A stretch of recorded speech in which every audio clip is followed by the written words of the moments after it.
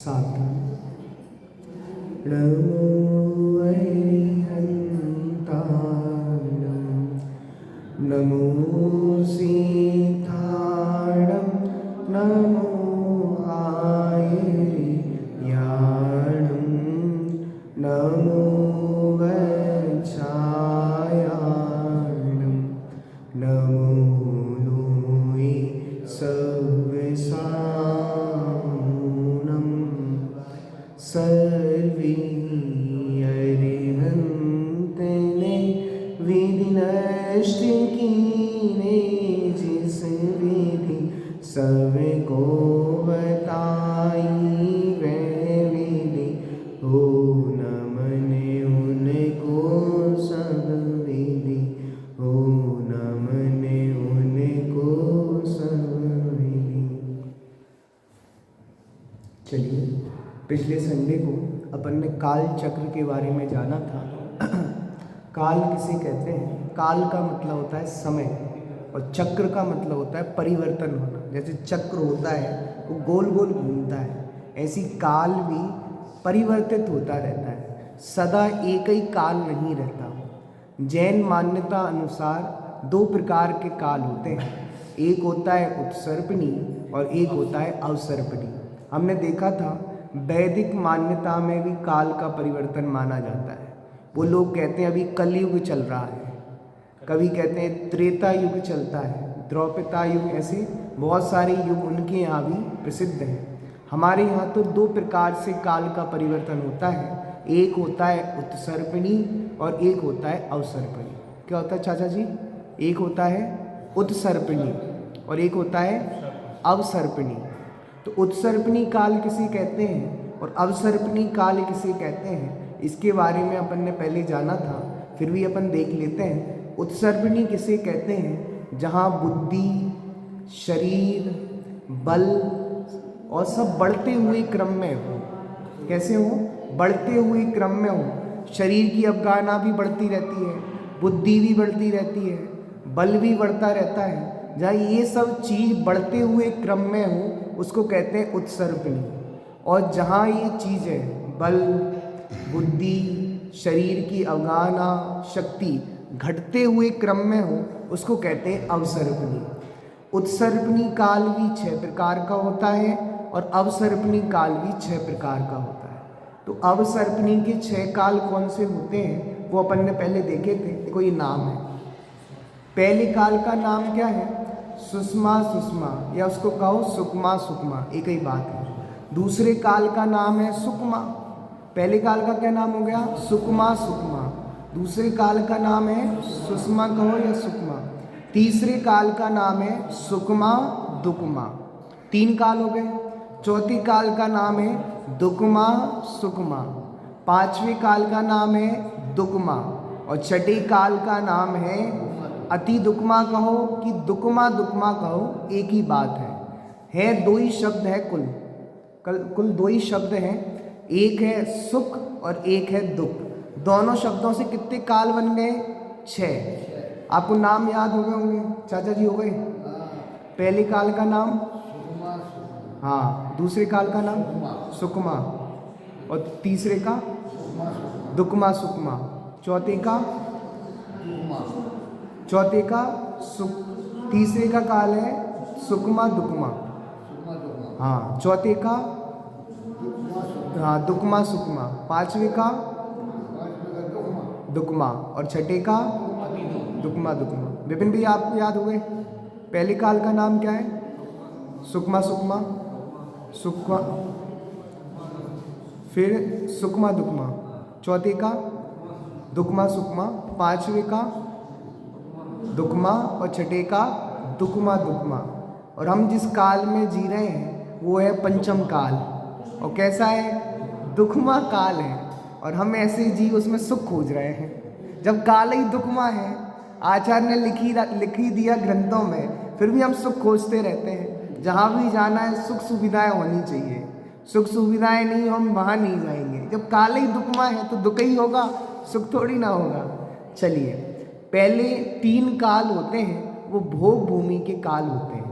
पहला, दूसरा, तीसरा। सुकमा सुकमा सुकमा और सुकमा दुकमा। इन 3 कालों में क्या होती है? भोग भूमि। और लास्ट के 3 कालों में क्या होती है? कर्म भूमि।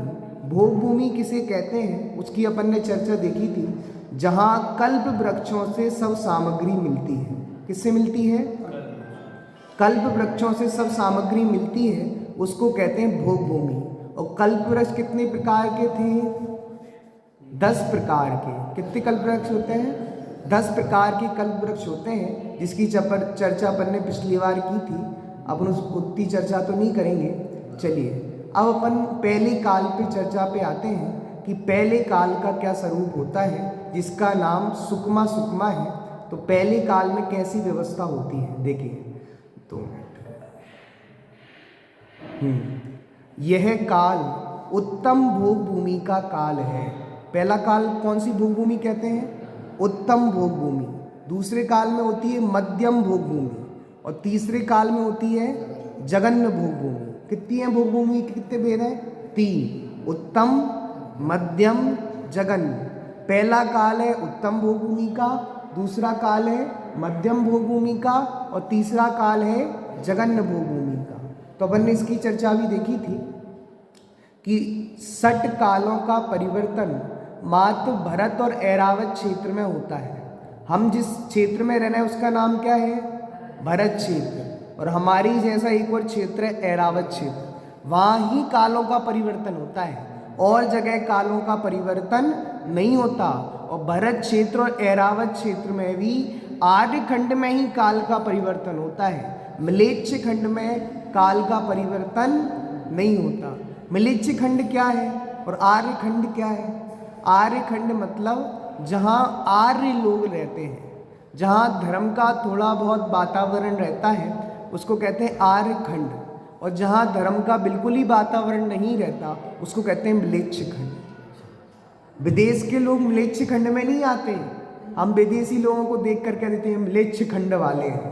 अरे म्लेच्छ खंड में तो धर्म का व्यवहार ही नहीं होता कुछ। समझ में आई बात? म्लेच्छ खंड तो और हैं, ये विदेश भी आर्यखंड में ही आते हैं। हम सामान्य तौर पे बोल देते हैं वो सब म्लेच्छ हैं। ये तो सामान्य कहने की भाषा है। आगम तो कहता है हमारा आर्यखंड बहुत बड़ा है, उसमें ये विदेश की जितनी भी शहर हैं, देश हैं, सब आ जाते हैं आर्यखंड में। और पता है भरत क्षेत्र में 1 आर्यखंड है और 5 म्लेच्छ खंड है। कितने हैं? 1 आर्यखंड है और 5 म्लेच्छ खंड है। तो उस आर्यखंड में ही काल का परिवर्तन होता है। मतलब काल तो यही बदलता है। विदेश क्षेत्र में जाओ, विदेश क्षेत्र में काल परिवर्तन होता है कि नहीं होता? नहीं होता। वहाँ तो एक ही काल रहता है, चौथा काल। और काल परिवर्तन सिर्फ हमारे भरत और ऐरावत क्षेत्र में होता है, जहाँ 6 कालों का परिवर्तन होता रहता है। म्लेच्छ खंड में भी चौथा ही काल रहता है। हाँ देखिए, हाँ नहीं है, तो चौथे काल का कोई महत्व तो ही नहीं है। चौथे काल जैसी अवस्था रहती है म्लेच्छ खंड में। चौथा काल मतलब तीर्थंकर वगैरह नहीं होते, चौथे काल जैसी व्यवस्था होती है वहाँ पे। जैसे चौथे काल में जितनी आयु होती है, जो वातावरण होता है ना आयु का, शक्ति का, वो होती है वहाँ पे। लेकिन आप सोचो चौथा काल होता होगा तो तीर्थंकर होते होंगे, ऐसा नहीं है। हाँ नहीं, चौथे काल जैसी व्यवस्थाएं होती हैं, तीर्थंकर वगैरह, सलाका पुरुष इत्यादि नहीं होते वहाँ। चलिए पहले काल का अपन ने वर्णन देखा था। आगे इस काल में उत्पन्न हुए युगल चौथे दिन बेर के बराबर आहार ग्रहण करते हैं। भोग भूमि में 2 लोगों का साथ में जन्म होता है, युगल जन्म लेते हैं। क्या लेते हैं? युगल। पहले भी अपन ने देखा था, नर और नारी एक साथ जन्म लेते हैं और वो ही बाद में पति पत्नी के रूप में रहते हैं। साथ में कितने लोग जन्म लेते हैं? 2। एक होता है पुरुष और एक होती है स्त्री, और दोनों युगल के रूप में जन्म लेते हैं और दोनों में पति पत्नी जैसा व्यवहार होता है। अब वो दोनों युगल, दोनों लोग कब हाल लेते हैं? चौथे दिन बेर के बराबर आहार ग्रहण करते हैं। पहली भोग भूमि में, उत्तम भोग भूमि में जो युगल होते हैं वो कैसा हाल लेते हैं? बेर के बराबर हाल लेते हैं, बहुत कम। और सुनो दूसरी विशेषता, उनके शरीर की ऊंचाई 6000 धनुष अर्थात 3 कोस होती है। 6000 धनुष मतलब 3 कोस का मतलब समझे आप? एक कोस में लगभग 3 किलोमीटर होते हैं, 9 किलोमीटर। एक कोस में 4 मील होते हैं कि 3 मील होते हैं? 3 मील होते हैं। हाँ, तो कितने किलोमीटर का हो जाएगा एक कोस? 9 का? हाँ हाँ, 9 किलोमीटर की इतनी लंबी हाइट होती है, बताओ बोलो। इतनी लंबी हाइट होती थी उत्तम भूमि के जीवों की, मतलब 3 कोस। क्या? तो मकान भी बड़े बड़े होंगे, सब चीज़ बड़ी होगी, तो हर चीज़ बड़ी होती है, हाइट बड़ी होगी तो आप उसके चलो चलो, इनके शरीर की ऊंचाई 6000 धनुष अर्थात 3 कोस होती है, ये अपन ने चर्चा कर ली थी, मतलब लगभग 9 किलोमीटर जितनी उनकी हाइट होती है। तीसरी विशेषता, आयु 3 पल्ल प्रमाण होती है। अब बहुत सारे लोगों ने प्रश्न किया मुझसे उसके बाद, ये पल्ल क्या होता है? पल्ल क्या है? पल्ल आखिर चीज़ क्या है? भैया ये पल्ल बहुत बड़ी चीज़ है, समझाना है तो मैं आपको समझा देता हूँ 5 मिनट में। समझ में आ जाए तो बहुत बढ़िया, नहीं आए तो ये समझना बहुत बड़ी चीज़ होती है। गड्ढा खोदना पड़ता है उसके लिए। क्या खोदना पड़ता है? गड्ढा। तो अपन गड्ढा खोद ले रहे हैं आज। तो एक, पता है गड्ढा कितना बड़ा खोदना है? 1 योजन गहरा। 1 योजन किसको कहते हैं? 2000 कोस का 1 योजन होता है, मतलब 6000 किलोमीटर का 1 योजन। विपिन भैया, 6000 किलोमीटर का क्या है? 1 योजन। इतना गहरा गड्ढा खोदना है। कितना गहरा गड्ढा खोदना है? 6000 योजन, सॉरी 6000 किलोमीटर गहरा, और उतना ही चौड़ा, उतना ही गोलाई में व्यास वाला, 6000 किलोमीटर व्यास वाला गोलाई वाला गड्ढा 6000 किलोमीटर गहरा होना चाहिए और 6000 किलोमीटर उसकी चौड़ाई हो जानी चाहिए। इतना बड़ा गड्ढा खोद लिया कि नहीं खोद लिया? ये मत सोचना कि खोदने के लिए कितने पैसे लगेंगे, कौन सी मशीन बुलवानी पड़ेगी। बुद्धि में ही खोदना है, एक्चुअल में नहीं खोदना। बोलो, हमारे आचार्य एक्चुअल में कुछ नहीं कहते खोदने की। छोटी स्लाइड। अब सुनो क्या कह रहे हैं कि 6000 किलोमीटर गहरा और 6000 किलोमीटर गोलाई वाला गड्ढा खोदो। खोद लिया चाचा जी? खुद गया। अब उस गड्ढे में 7 दिन के जन्मे बालक के 7 उत्तम भूमि के 7 दिन के अंदर जले हुए जो मेढक होता है, मेढा उसको क्या बोलते हैं? हाँ, भेड़ का बच्चा, उसके बाल का अग्रभाग लो। उसका बाल बहुत पतला होता है, हमारा बाल उससे 256 गुना मोटा है। हमारा बाल है ना, उस उत्तम भोग भूमि के मेंढे से 256 गुना मोटा है। कल्पना कर सकते हो, अपना एक बाल 256 गुना बड़ा है। किससे? उत्तम भोग भूमि के मेंढे से। अब वो मेंढा 7 दिन का ही जन्मा होना चाहिए, उससे बड़ा नहीं लेना। उसका बाल लेना, उसके बाल का अग्रभाग लेना छोटा सा, और उसके अग्रभाग लेकर इतना बड़े गड्ढे को भर दो। कितने बड़े गड्ढे को? 6000 किलोमीटर गहरे। पूरे गड्ढे को भर दिया कि नहीं भर दिया? भर दिया। बोलो हाउ? अब 100 साल में एक बाल निकालना है। कितने साल में? 100 साल में। अब बताओ कब खाली होगा? होगा, और वो होता ही है। सागरों की आयु लेकर आते हैं देवगति में, नरकों में। बोलो गड्ढा कभी खाली होगा कि नहीं होगा? विपिन भैया, 100 साल में एक बाल निकालेंगे, वो गड्ढा खाली होगा कि नहीं होगा? ऐसे हजारों गड्ढे, लाखों गड्ढे, करोड़ों गड्ढे खाली कर दिए हमने। अब वो गड्ढा खाली हो जाए ना, पूरा गड्ढा खाली हो जाए, उस पूरे गड्ढे को खाली करने में जितना समय लगेगा, मैं पूरी करणायुग की बात बता रहा हूँ, एक एक बात आगम प्रमाण से। अब वो गड्ढा खाली करने में जितना टाइम लगेगा, कल्पना कर दो कितना टाइम लगेगा। सुनो, जितना टाइम लगेगा उसको कहते हैं व्यवहार पल्ल। कौन सा पल्ल कहते हैं? अभी ये वो वाला पल्ल नहीं है, उससे भी खतरनाक वाला पल्ल है, वो तो व्यवहार पल्ल है। एक पल्ल का नाम है उद्दार पल्ल। कौन सा पल्ल? उद्दार पल्ल पता है? व्यवहार पल से असंख्यात करोड़ वर्ष ज्यादा होता है। असंख्यात करोड़ वर्ष ज्यादा होता है। आपने जो गड्ढा भरा था ना, गड्ढा, उसमें कितने वर्षों में निकाला था एक बाल? 100 वर्षों में। तब कौन सा पल हुआ था? व्यवहार पल हुआ था। अब उसी गड्ढे में जो बाल डाला है, उसे असंख्यात करोड़ वर्ष बाद एक बाल निकालो। कितने वर्ष बाद? असंख्यात करोड़ वर्ष बाद एक बाल निकालो।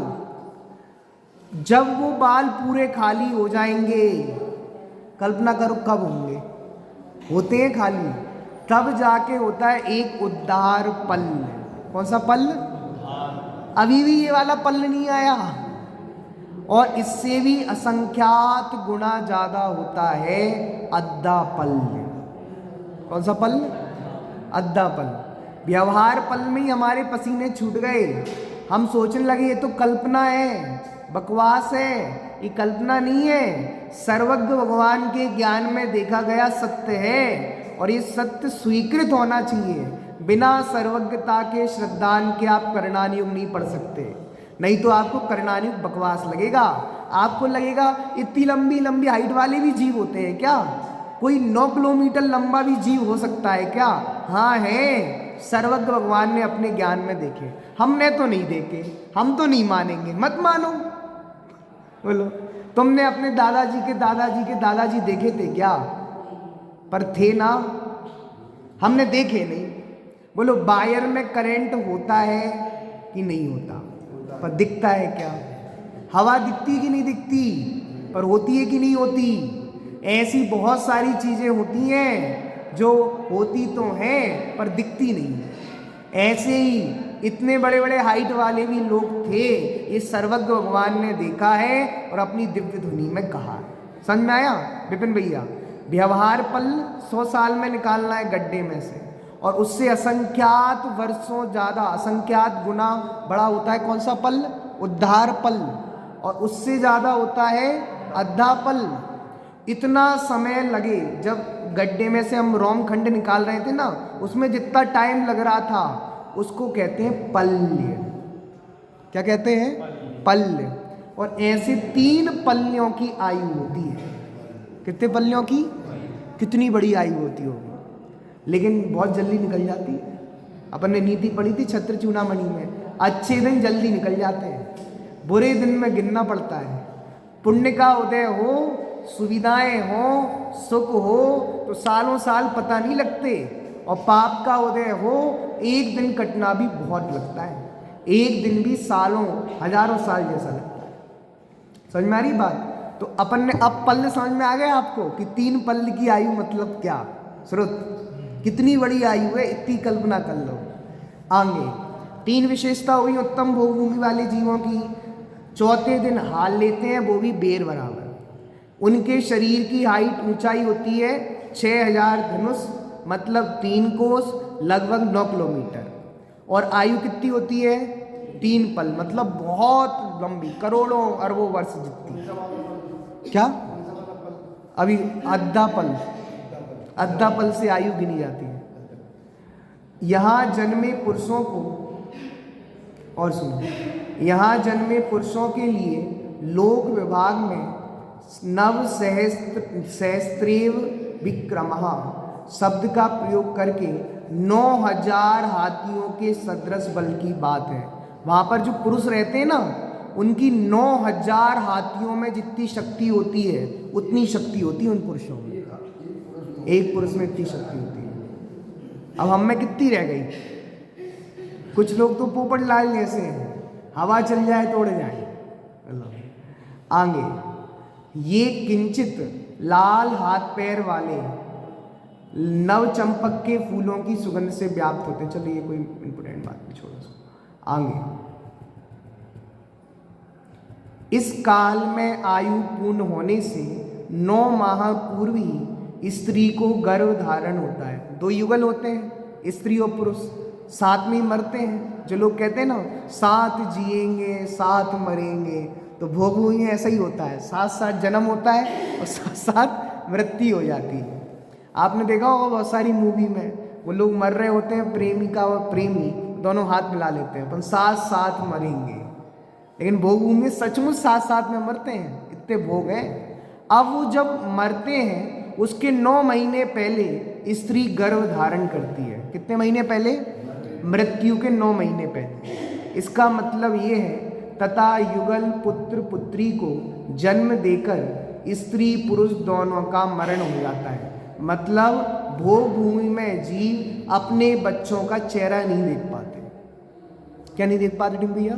चेहरा नहीं देख पाते। इतनी चर्चा अपन ने कर ली थी। आगे, नवजात बालक और बालिका के सैया पर सोते हुए अपना अंगूठा चूसने में 3 दिन व्यतीत हो जाते हैं। अब वो कैसी वृद्धि होती है उनकी, तो 3 दिन तक तो क्या चूसते हैं? अंगूठा, दोनों लोग। फिर पश्चात 3 दिन वे बैठना सीख जाते हैं, 3 दिन में बैठना सीख जाते हैं। फिर 3 दिन तक अस्थिर गमन, मतलब गिर के चलना, छोटा बच्चा होता है ना, चला फिर गिर गया, चला फिर गिर गया, तो 3 दिन तक वो अस्थिर गमन करते हैं। अगले 3 दिनों में दौड़ने लगते हैं।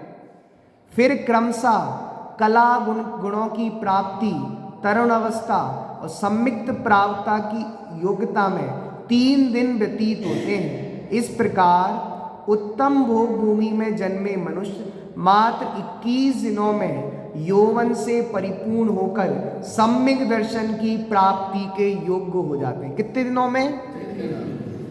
उत्तम भोग भूमि के जीव 21 दिनों में सम्यक प्राप्ति के योग्य हो जाते हैं। हमें 8 वर्ष लगते हैं। कितने वर्ष लगते हैं? भोग भूमि का चमत्कार है, पुण्यशाली जीव पैदा होते हैं, 3 दिन अंगूठा चूसते हैं, 3 दिन में बैठना सीख जाते हैं, 3 दिन में अस्थिर गमन करते हैं, 3 दिन में दौड़ने लगते हैं, फिर 3 दिन बाद कला गुणों की वृद्धि हो जाती है, 3 दिन में तरुण अवस्था हो जाती है, फिर अगले 3 दिनों में सम्यक प्राप्ति की योग्यता हो जाती है। ऐसी कितनी चीज़ें हैं? 7। कितनी चीज़ें हैं? और 7 का 3 से गुणा कर दो, कितनी हो जाएंगी? 21। तो 21 दिनों में सब कुछ हो जाता है। अब ये 7 चीज़ें सब में लगेंगी, मध्यम भोग भूमि में भी लगेंगी और जघन्य में भी लगेंगी, पर काल बढ़ता जाएगा। क्या बढ़ता जाएगा? अभी 3 दिन में कर रहे हैं, मध्यम में 5 दिन लगेंगे, फिर जघन्य में शायद से 7 दिन लगेंगे। चलिए इतना समझ में आ गया। 7 चीज़ें याद हो गई अपने को।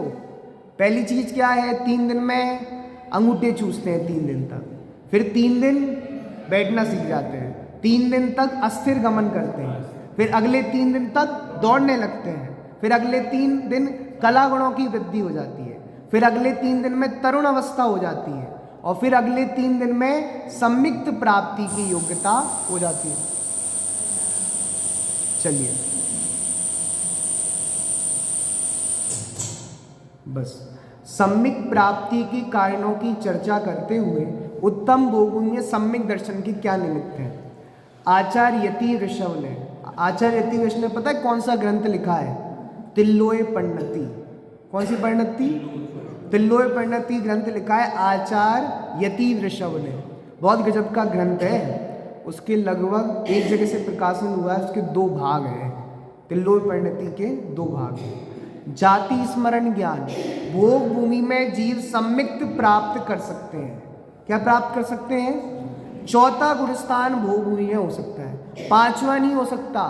आगे के गुणस्थान नहीं होते उत्तम भोग भूमि में। कोई सोचे मैं व्रत ले लूं, प्रतिमा ले लूं, वहां व्यवस्था नहीं है। वहां कोई सोचे मैं मुनि बन जाऊं, व्यवस्था नहीं है। वहां से मैं मोक्ष चला जाऊं, व्यवस्था नहीं है। कितनी व्यवस्था है? बस 4थे गुणस्थान में। उससे आगे भोग भूमि में नहीं आ सकते, सम्यक दर्शन प्राप्त कर सकते हैं। आपको पता है आदिनाथ भगवान के जीव ने अपने पिछले भवों में भोग भूमि में ही सम्यक दर्शन की प्राप्ति की थी। चारण रिद्धिधारी मुनिराज आए थे, उनका उपदेश सुना था और उन्होंने वहां भोग भूमि में रहकर सम्यक की प्राप्ति की थी। इसका मतलब ये है सम्यक के लिए कोई काल बाधक नहीं है, कोई क्षेत्र बाधक नहीं है। आप सम्यक हर जगह कर सकते हो। नरकों में जी सम्यक दर्शन कर सकता है, तो भोग भूमि में क्यों नहीं? समझ में आई बात? सम्यक दर्शन हर जगह हो सकता है, कोई काल बाधक नहीं सम्यक दर्शन के लिए। अब सुनो, सम्यक दर्शन कैसे प्रकट होता होगा? एक कारण तो जाति स्मरण हो सकता है, पूर्व भवों का याद आ गया, जाति स्मरण ज्ञान। दूसरा, देवों द्वारा प्रतिबोध, देवों द्वारा समझाने पर भी जीव सम्यक्त प्राप्त कर सकते हैं। और तीसरा कारण है चारण रिद्धिधारी मुनिराज का उपदेश। तो आदिनाथ भगवान के पूर्व भव में उन्हें चारण रिद्धिधारी मुनिराज का उपदेश मिला था, तो उन्होंने भोग भूमि में रह के सम्यक्त की प्राप्ति की थी। समझ में आया? कितने कारण हैं? 3 निमित्त हैं सम्यक दर्शन।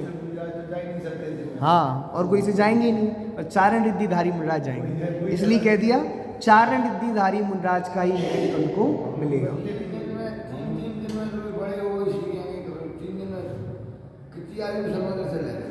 21 दिन बाद ले लेते हैं, 21 दिन लेने वाली योग्यता हो जाती है उनकी, 21 दिन में उनकी योग्यता हो जाती है। जैसे अपनी योग्यता 8 वर्ष में सम्यक दर्शन की हो जाती है, अब लें या नहीं लें वो अपने ऊपर है, ऐसी वहाँ 21 दिन में ही हो जाती है व्यवस्था। बताओ, हमारे साथ तो बेईमानी हो रही है, एक तो आयु भी कम मिलती है और सम्यक की योग्यता भी 8 वर्ष बाद मिलती है, और इनको आयु भी तगड़ी मिलती है और सम्यक दर्शन की 21 दिन बाद सम्यक दर्शन कर सकते हैं।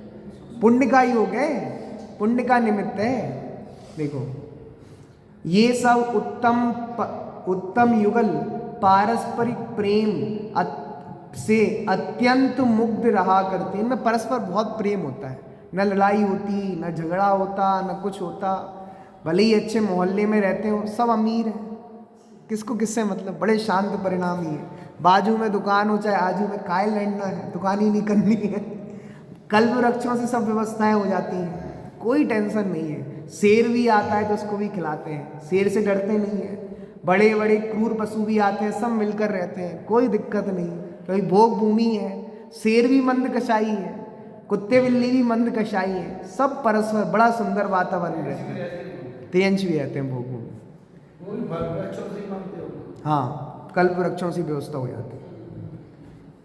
जैसे जैसे सुषमा नामक प्रथम काल व्यतीत होता है, वैसे वैसे मनुष्य त्रियंचों का शरीर, आयु, बल, रिद्धि आदि भी कम हो जाते हैं।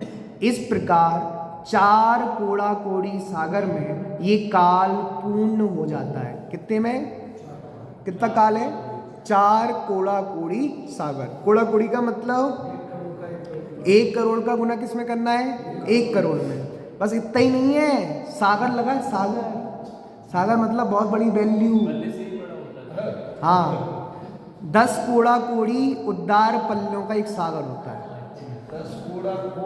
10 कोड़ा कोड़ी अद्दा पल्लों का एक सागर होता है। अपन ने जो पल्ल देखा ना विपिन भैया, पल्ल जो आयु रहती 3 पल्ल इनकी, उस एक पल्ल में 10 कोड़ा कोड़ी का गुना करोगे, कितने का? तब जाके एक सागर निकलेगा।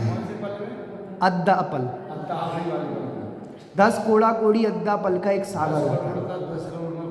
और ऐसा एक सागर नहीं, 4 कोड़ा कोड़ी सागर जितना काल होता है इसका। चलो, हमने अतीत काल में अनंतवार इस प्रकार का काल सुख से दूर रहकर ही बिताया है। अनंत काल बिता दिया, आपको लगे बहुत अच्छी भोग भूमि है, बहुत अच्छी व्यवस्थाएं हैं, एक बार मिल जाए। अनंत बार मिल गई भैया, एक बार मिलने में क्या रखा है। अब देखो, दूसरा काल का स्वरूप देखते हैं अपन। ये काल मध्यम भोग भूमि का काल है। कौन सा काल है? इस काल में भरत और ऐरावत क्षेत्रों की परिस्थिति हरि क्षेत्र एवं रम्यक क्षेत्र नामक शाश्वत भोग भूमियों के समान होती है। ये हरि और रम्यक क्षेत्र कौन से हैं? जो हमारा जम्मू द्वीप है ना, जम्मू द्वीप में 7 क्षेत्र हैं। कितने क्षेत्र हैं? भरत, हेमवत, हरि, विदेह, रम्यक, हिरण्यवत और ऐरावत। कितने क्षेत्र हैं विष्णु भैया? 7। नाम याद हो गए? भरत, भरत, हेमवत, हरि, विदेह, रम्यक, हिरण्यवत और ऐरावत। हो गए याद डिम्पी भैया? बोलो तो सही कुछ। भरत, हेमवत, हरि, विदेह, रम्यक, हिरण्यवत और ऐरावत। ऐसे 7 क्षेत्र होते हैं। उन 7 क्षेत्रों में 2 क्षेत्र कौन कौन से हैं? रम्यक और हरि। इन दोनों क्षेत्रों में शाश्वत भोग भूमि रहती है, सदा काल भोग भूमि रहती है। और कौन सी भोग भूमि रहती है? मध्यम भोग भूमि। कौन सी भोग भूमि? मतलब मध्यम भोग भूमि ऐसी व्यवस्था अनादि काल से है और अनंत काल तक रहेगी, कभी नहीं बदलता वहां पे काल। वहां पे जो जीव जाते हैं उनकी भोग भूमि रहती है हरि और रम्यक क्षेत्र। उत्तम भोग भूमि वो पहले छूट गया ना, इसमें थी उस देवकुरु उत्तर कुरु में भी होती है और इसमें भी होती है। ये किधर गया? हाँ, देवकुरु और उत्तर कुरु नामक शाश्वत भोग भूमि में होती है। देवकुरु और उत्तर कुरु है वो विदेह क्षेत्र में के आसपास है, उनमें शाश्वत उत्तम भोग भूमि होती है वो। हाँ हाँ, मेरू के पास है, मेरू के पास में, पांचों मेरू के पास में एक मेरू संबंधी दो भोग भूमि। चलिए हाँ, आगे ये अपना कौन सा था? मध्यम भोग भूमि। चलिए ये हो गया, समझ में आ गया। आगे तीन कोड़ा कोड़ी सागर प्रमाण सुषमा नामक इस दूसरे काल के प्रारंभ में इसका काल घट गया। पहले का कितना था? 4 कोड़ा कोड़ी, इसका कितना हो गया? 3 कोड़ा कोड़ी। मतलब काल घट रहा है, क्योंकि कौन सा चल रहा है? अवसर्पिणी। अवसर्पिणी में क्या होगा चाचा जी? अवसर्पिणी में क्या होगा? घटेगा। अवसर्पिणी में क्या होता है? घटता है। चलिए, तो यहाँ शरीर की ऊंचाई 4000 धनुष मतलब 2 कोस रह जाती है। पहले में कितनी थी? 3 कोस। यहाँ कितनी है? 2। मतलब वहाँ 9 किलोमीटर जितनी हाइट होती थी और यहाँ 6 किलोमीटर के लगभग हाइट होती है। इनकी आयु 2 पल्ल की होती है। कितने पल्ल की? और वहाँ कितने पल्ल की थी? 3 पल्ल की। शरीर की प्रभा पूर्ण चंद्र सदृश होती है, पूर्ण चंद्रमा के समान। चंद्रमा होता है ना पूर्ण, वैसे। इनके पृष्ठ भाग में 128 हड्डियां होती हैं, उनको 256 थी। उत्तम में कितनी थी? 256। और यहाँ कितनी हो गई? आधी हो गई। स्त्रियां अप्सरा सदृश और पुरुष देवों के सदृश होते हैं। इस काल में मनुष्य समचतुरस संस्थान से युक्त होते हैं। 2 दिन बाद तीसरे दिन बहेड़ा फल बराबर अमृत में आहार लेते हैं। वो कितने दिन में लेते थे? 3 दिन बाद। और ये चौथे दिन लेते थे, 3 दिन बाद। और ये 2 दिन बाद ले रहे हैं, तीसरे दिन। और कितना ले रहे हैं? बहेड़ा। बहेड़ा मतलब उससे बेर से बड़ा होता है। हाँ, आंवला तो अब आएगा तीसरा। हाँ, देखिए, तीसरे दिन बहेड़ा फल बराबर अमृत में आहार लेते हैं। जन्म के उपरांत, अब बोलो पूरी कंडीशन घटनी है, वहाँ 3-3 दिन की घटी थी या 5-5 दिन की घटनी है। देखो, जन्म के उपरांत युवा होने तक जो क्रम उत्तम भोग भूमि में 3-3 दिन के अंतराल से 7 चरणों में बताया था, वही क्रम यहाँ मध्यम भोग भूमि में 5-5 दिन के विकास क्रम से है। सुनो, बालक के सैया पर सोते हुए अपना अंगूठा चूसना। कितने दिन तक चूसता है? 7 दिन तक, सॉरी 5 दिन तक। हाँ, 5 दिन तक अंगूठा चूसेगा। फिर बैठना सीखता है। कितने दिनों में? 5 दिनों में। ऐसे 5 दिन में अंगूठा चूसता है, 5 दिन बैठना सीख जाता है। फिर 5 दिन कैसे गमन करता है? अस्थिर। कभी चलता है गिर जाता है, चलता है गिर जाता है। फिर अगले 5 दिन में क्या होता है? स्थिर, अच्छे से दौड़ के गमन करने लगता है। फिर 5 दिन में क्या होता है? कलाओं में वृद्धि होने लगती है। फिर 5 दिन में तरुण हो जाता है, युवा हो जाता है। और फिर 5 दिन में सम्यक्त ग्रहण की योग्यता हो जाती है। तो कितने टोटल दिन हो गए? 7 अवस्था में 7 गुणा 5, 35 दिनों में उस जीव के सम्यक्त की पात्रता हो जाती है। उत्तम भोग भूमि वाले के 21 दिन में, और इनके और हमारे 8 वर्ष में। इनमें प्रत्येक अवस्था में 5-5 दिन लगते हैं। इस प्रकार यहाँ के जीव जन्म के पश्चात मात्र 35 दिन में, कितने दिन में? सम्यक दर्शन प्राप्त करने के योग्य हो जाते हैं। फिर गया ये भोग भूमि संबंधी शेष वर्णन उत्तम भोग भूमि के समान। इसका और सब विशेष वर्णन उत्तम भोगभूमि के समान जानना। यहाँ भी कल्प वृक्ष होते हैं, यहाँ भी उनकी मृत्यु हो जाती है और मृत्यु के 9 महीने पूर्व उनका गर्भ हो जाता है स्त्री का, और जैसे ही बालकों का जन्म होता है माता पिता मर जाते हैं। मैं बहुत सोच रहा था जब अपन ने संडे, ये अपने बच्चे नहीं देख पाना ये दुख का कारण है कि सुख का कारण है? सोचो, अपने बच्चे देखना सुख का कारण है कि दुख का कारण है? बोलो, इसलिए तो अपने बच्चे नहीं देख पा रहे हैं। बच्चों को देखने से सुख होता है कि दुख होता है? बहुत सोच रहा था मैं, ये बच्चे क्यों नहीं देख रहे? ये अपने बच्चों का जन्म देते ही मर जाते हैं। वह भोग भूमि सुकमा सुकमा काल होता है। इसका मतलब क्या है? बच्चों को देखना दुख का कारण है, बच्चों की गुस्सा कर बच्चों को पालन ज्यादा है, बड़ी दिक्कत है। लालन पोषण करो। इस काल के प्रारंभ से अंत तक परिस्थितियां, बच्चे भी नहीं देखते ना मम्मी पापा कहाँ गए, हमें तो अनाथ छोड़ गए। अब बच्चों को पता ही नहीं हमारे मम्मी पापा कौन है, खुद पलना है बढ़िया। वो भी बढ़िया आनंदित है ना, पापा बार बार डांटेंगे बेटा ऐसा करो, ना मम्मी करेंगे ऐसा करो, फ्री एकदम। इस प्रकार 3 कोड़ा कोड़ी सागर व्यतीत होने पर ये काल समाप्त हो जाता है। अब तीसरा काल, चलिए जैसे टाइम तो हो गया अपना, थोड़ा पढ़ते हैं बस। यह काल जगन्य भोगभूमि का काल है। पहले काल में कौन सी भोगभूमि होती है? उत्तम भोगभूमि। दूसरे काल में मध्यम भोगभूमि और तीसरे काल में जगन्य भोगभूमि। देखिए, ये काल जगन्य भोगभूमि का काल कहलाता है। इस काल में भरत और ऐरावत क्षेत्रों की परिस्थितियां हेमवत क्षेत्र और ऐरण्यवत क्षेत्र नामक शाश्वत भोगभूमि के समान होती। 7 क्षेत्र बताए थे ना, भरत, हेमवत, हरि, दे, रम्यक, ऐरण्यवत। और अब उसमें भरत के बाद जो क्षेत्र है ना, हमको आगे वाला हमारा हेमवत, उसमें सदा काल जगन्य भोगभूमि रहती है। और ऐरावत के पास जो ऐरण्यवत क्षेत्र है वहाँ भी जगन्य भूमि सदा काल अनादि से है और अनंत काल तक रहती है। तिल्लोय परिणति एवं आदि पुराण में इस काल का स्वरूप स्पष्ट करते हुए सूक्ष्मा दुक्मा नामक ये काल 2 कोड़ा कोड़ी सागर प्रमाण है। कितना है? पहला कितना था?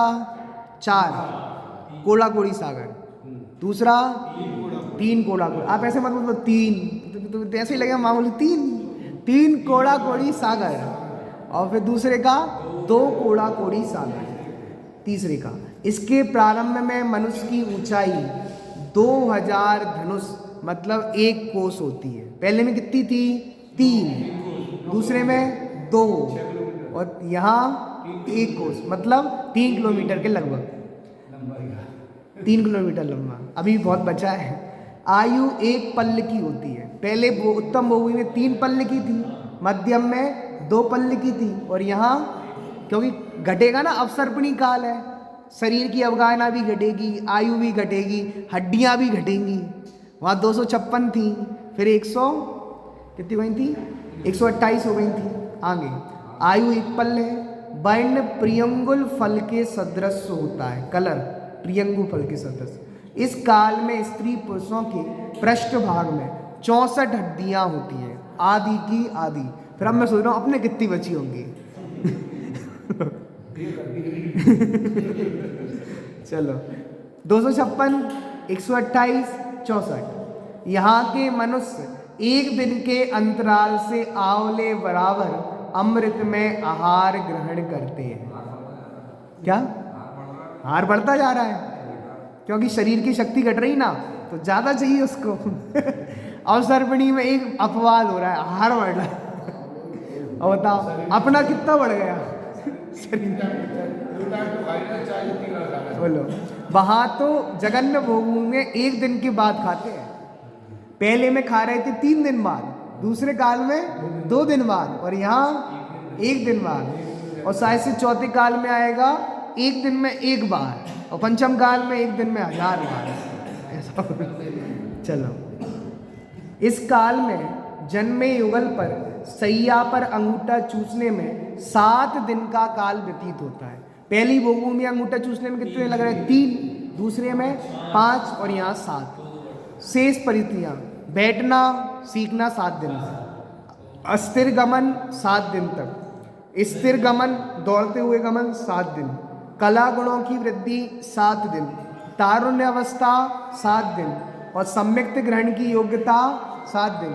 इन सब अवस्थाओं में भी क्रमशः 7-7 दिन लगते हैं। इस प्रकार इस काल में उत्पन्न जीवों में मात्र 49 दिन में सम्यक दर्शन प्राप्ति की योग्यता हो जाती है।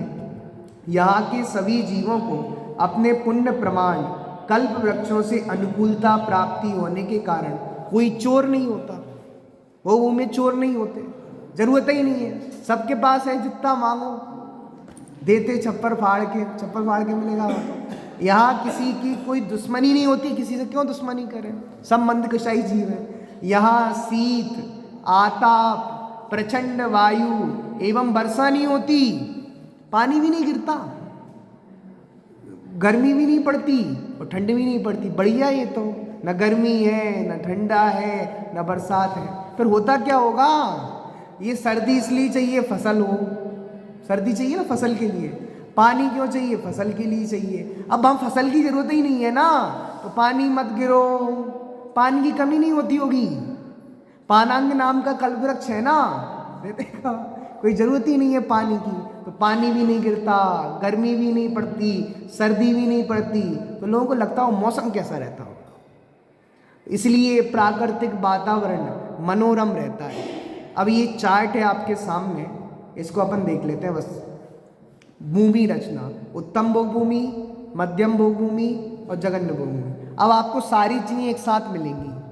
क्या क्या मिलेंगी? देखो, उत्तम भोगभूमि में कितना रहता है काल?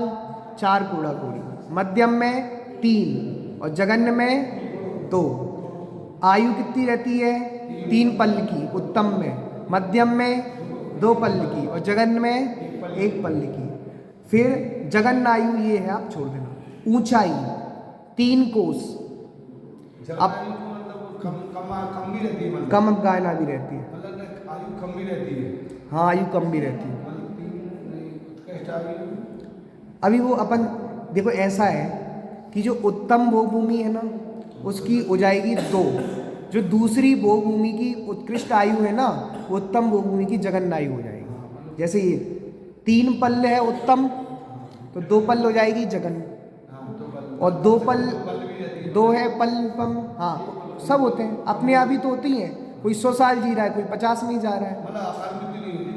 हाँ, आयु वाले कम नहीं हो सकती। चलिए, और ऐसा भी है कि जो बाद की भोगभूमि रहती है ना, बाद का काल भोगभूमि का, हाँ, घटती हुई आयु, हाँ, बाद वाले होते हैं उनकी आयु कम होती है। चलिए, उत्कृष्ट ऊंचाई 3 कोस, 2 कोस और 1 कोस, ये तो समझ में आ गया। उत्तम भोगभूमि वाले की 3, फिर 2, फिर 1। फिर जघन्य ऊंचाई होती है 2 कोस, 1 कोस और 500 धनुष। आगे हड्डियां तो समझ में आई गई, 256, 128 और 64। हार कैसा होता है? 1 का बेर, 1 का भेड़ा और 1 का आंवला। मतलब आंवला तब भी चलता था, ऐसा नहीं है, समझा रहे हैं वो, आंवले बराबर हार, यही समझा रहे हैं, आंवला तब भी मिलता था। देखो, आहार का अंतराल, ये 3 दिन बाद आहार लेते हैं उत्तम भोगभूमि वाले, मध्यम वाले 2 दिन बाद और जघन्य वाले, और हम शरीर का रंग सूर्य प्रभा सदृश, फिर है पूर्ण चंद्रमा की प्रवाह, और फिर है प्रियंगु फल सदृश। फिर सम्यक्त की पात्रता, कोई फल होता होगा। सम्यक्त की पात्रता, उत्तम भोगभूमि वाले को 21 दिन में योग्यता हो जाती है, मध्यम भोग वाली को 35 दिन में होती है, और फिर 49 दिन बाद होती है। इस तरह अपनी 3 भोगभूमि की चर्चा हो गई। अब तीसरी भोगभूमि में ही एक टर्निंग पॉइंट आएगा, जब भोगभूमि के कल्पवृक्ष समाप्त होने लगे। कुछ ऐसी घटनाएं घटने लगेंगी जो अप्रत्याशित थी, लोगों ने देखी नहीं थी। फिर कुलकरों का जन्म होगा, उसकी चर्चा अपन बाद में करेंगे।